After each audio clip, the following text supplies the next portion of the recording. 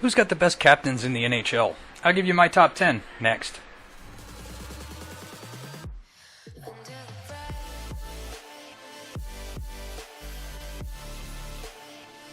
Yo ho everybody, and welcome to another edition of Yinzer on Hockey. Before we begin, make sure you go down below, hit that like button, click the subscribe button, and make sure you click that little bell so you stay up to date on all the off-season happenings. So today I wanted to give my rankings of the top 10 captains in the NHL right now. And this is based on a few different criterion, like how they performed in the past, how their team success has panned out, and things like that, and how I also foresee them kind of going forward as leaders on their team. There is a few guys that I left off of this list, not based off of past performance or how I project them, but the fact that I don't believe they're going to be captains this coming season, and that's Erik Karlsson and Max Pacioretty. Both of them, I think, will be traded before the season and probably will not be adorning the C for their new franchise. So that's why I left those guys off of this list, and this is just based on this. These are my top 10 coming into the season. So, and like I said, past performance did weigh as to how I project them going into this season. Number 10 on my list is Jamie Benn of the Dallas Stars. He's been the captain in Dallas since 2013-14, and in that time he's led them to 2 Stanley Cup playoff appearances and won the Art Ross Trophy 1 time. Number 9 on my list is Ryan Getzlaf. He's been the captain for the Anaheim Ducks since 2010-2011, has led them to the playoffs 7 times, and those are 7 consecutive playoff appearances. He does have a Stanley Cup to his name, but it's not as the captain. He was a member of the 2007 Stanley Cup team, but he was not the captain of that team. And he has no individual awards as of right now. Number 8 on my list is Claude Giroux of the Philadelphia Flyers. He's been their captain since 2012-2013. He's led them to the playoffs 3 times, no Stanley Cups or no individual awards. One of the things that I do like about Claude Giroux is his team-oriented attitude. I think when they come to him and ask him to move from center to wing, and him being willing to accept that role, knowing that it's going to make the team better, also that pressure that comes off of not being a center iceman, I think that helped him out a lot. And I think that's a team-oriented decision that goes to show, how good of a captain he really is. Number 7 on my list is Zdeno Chara. He's been the captain with the Boston Bruins since 2006-2007. He is currently the longest tenured captain in the NHL. He's led them to the playoffs 9 times with 1 Stanley Cup title, and he has 1 Norris Trophy to his name. So, again, he's such a physical presence on the ice, but also the way that is around his teammates and the way that he defends his teammates, I like that captain quality about him a lot. Number 6 on my list is Steven Stamkos. He's been the captain of the Tampa Bay Lightning since 2013 and 14. He's led them to the playoffs 4 times. No Stanley Cup titles. He does have 2 Rocket Richard trophies to his name. And I think he's got the Tampa Bay Lightning on the cusp of getting to that next level, getting them to the Stanley Cup Finals and possibly winning one. I think he needs to develop a little bit more defensively and play more comfortably in his own zone. And I think as he grows into that defensive role, it will help others on his team kind of follow that path. And that's what I envision a captain doing, playing in all 3 zones, being able to adapt your game to make everybody on the team better. And I think Stamkos is working on that, and I think he'll eventually get there. Number 5 on my list is Joe Pavelski. He's been the captain of the San Jose Sharks since 2015-16. He's led them to the playoffs 3 times, no Stanley Cup titles or no individual awards. But what I like about Pavelski is he has played up and down that lineup. He's played, on all 4 lines pretty much. You don't hear any negativity coming out of the San Jose locker room, how they're able to bring guys like Evander Kane in who, have had some drama in the past and, were labeled quote-unquote locker room cancers.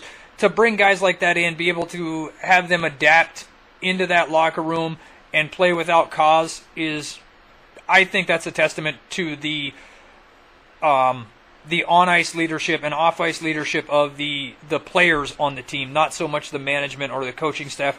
I think that goes to the players that gets those guys to buy into how their locker room is run, and that's why I have Pavelski up this high on the list. Number 4 on my list is Jonathan Toews. He's been the captain of the Chicago Blackhawks since 2008-2009. And that was his first full season in the NHL. They just slapped the C on him right away. He's led them to the playoffs 9 times, 3 Stanley Cup titles, 1 Conn Smythe, and a Selke trophy to his name. So he plays that full 200-foot game. He's a great leader on and off the ice. You see him interacting with the Chicago community. He does a lot with them. And players, there's a reason that the veterans who left Chicago come back to Chicago after being away from them for a while. They like the camaraderie of playing in Chicago, and I think that's a huge testament to guys like Jonathan Toews, Patrick Kane, Duncan Keith, the core leadership of Chicago.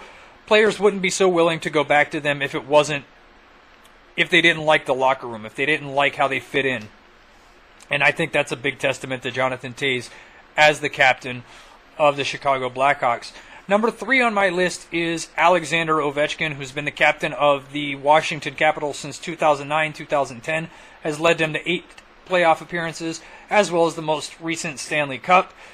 He's won the Calder Trophy, he's won the Hart Trophy 3 times, once he's won the Art Ross, 7 times the Rocket Richard, and of course the Conn Smythe Trophy.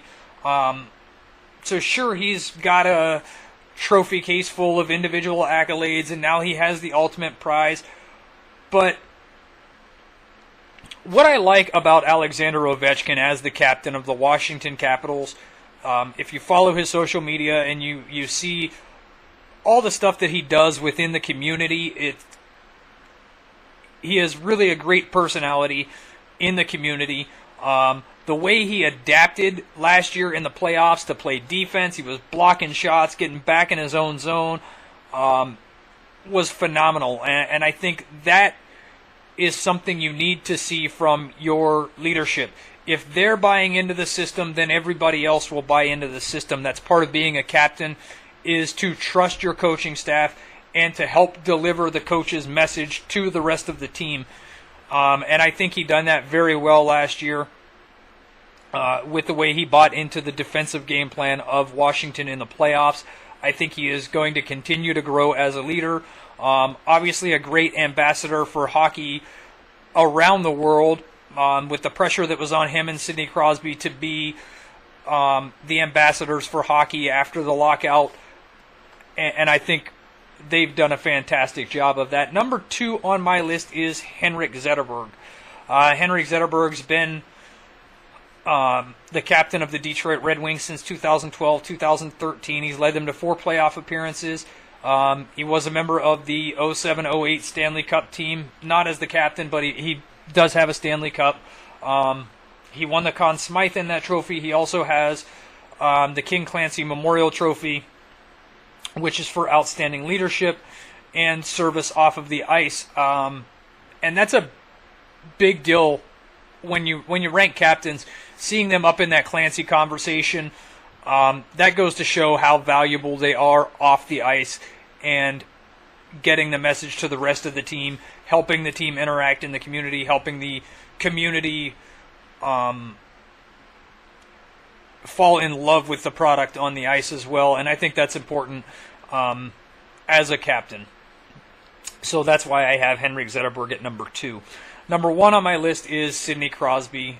Not a biased opinion. I think the results show why he is the most deserved captain right now on this list.